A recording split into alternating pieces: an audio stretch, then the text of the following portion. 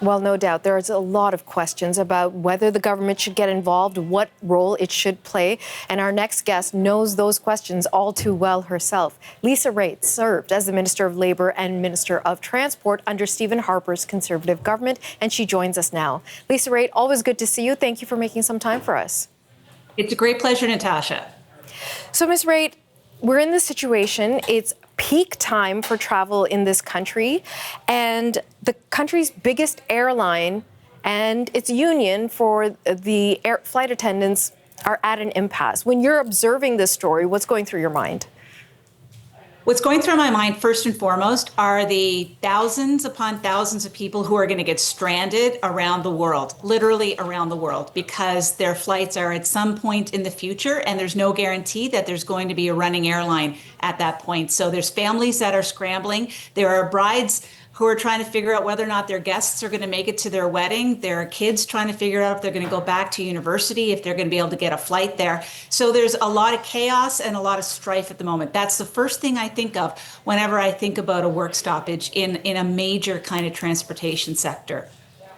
So then the question becomes, if these two parties cannot come to an agreement, at what stage should the federal government be stepping in?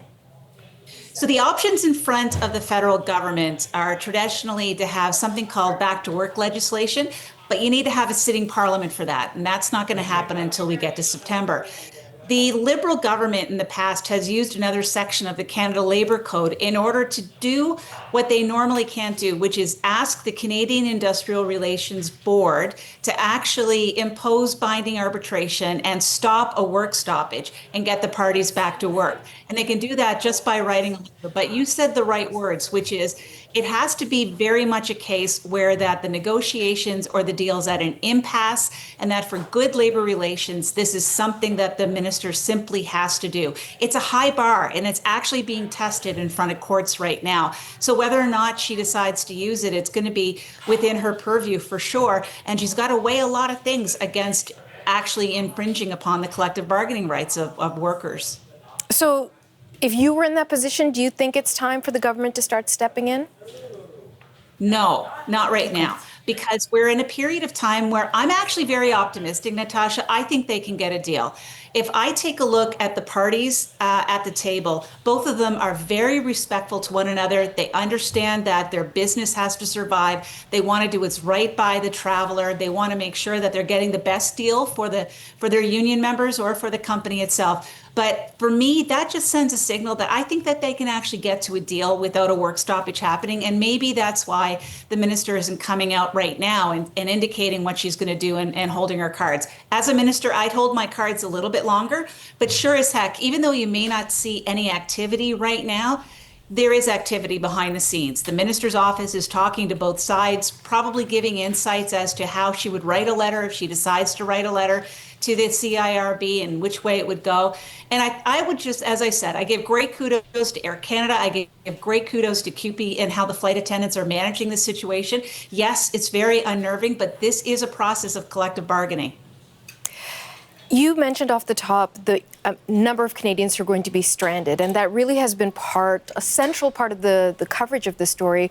But I wonder if you can give us some context about the impact this would have on the Canadian economy and the amount of money that would be disrupted in our economy at a very precarious times when we're in this trade dispute, as you said, when the House is not in session right now.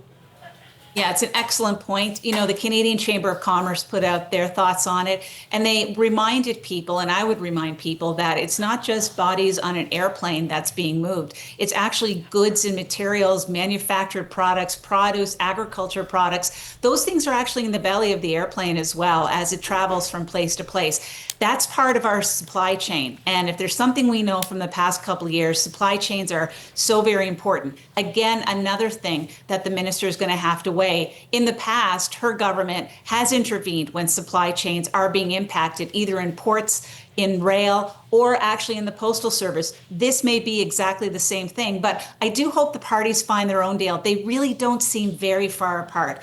And I think with some good discussions and good faith thoughts on both sides, they'll actually get to where they need to be and avoid the work stoppage that everyone's afraid of coming on Saturday.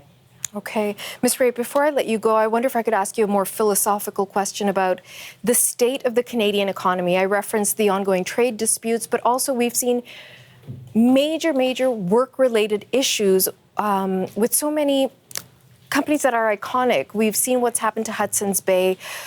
We've watched ongoing trade disputes with Canada Post and now Air Canada, Canada's biggest national airline. How are you interpreting where we are at this moment right now?